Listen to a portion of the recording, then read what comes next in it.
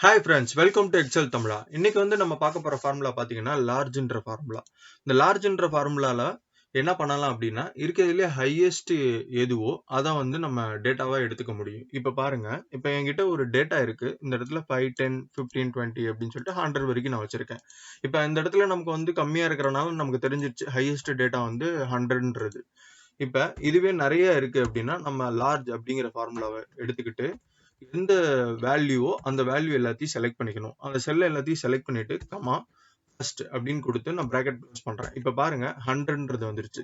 இப்ப இதுவே second highest value எது அப்படிங்கறத தெரிஞ்சுக்கணும் அப்படின்னா, இப்ப அதுலயே பாத்தீங்க அப்படின்னா லார்ஜ் அப்படிங்கறத செலக்ட் பண்ணிட்டு அந்த வேல்யூ எல்லாத்தையும் செலக்ட் பண்ணிக்கிறேன். கமா 2 அப்படிங்கறத நான் கொடுத்தேன் அப்படின்னா எனக்கு செகண்ட் ஹையஸ்ட் எதுவோ அது இங்க வந்துடும். ஸோ இது மூலமா ரேங்கிங்கை நம்ம ஈஸியா பண்ணிக்க முடியும். ஸோ லார்ஜ்ன்ற ஃபார்முலா நம்ம ரேங்கிங்கு அப்புறம் ஏதாவது பிசினஸ் மாடல் நம்ம பண்ணிட்டு இருக்கோம், ஹையஸ்ட் சேல்ஸ் எப்படி நடந்தது அப்படிங்கிற விஷயத்த பாக்குறதுக்கு இந்த மாதிரி நிறைய இடத்துல நமக்கு பயன்படும். இதுதான் லார்ஜ் ஃபார்முலாவோட மெத்தடு.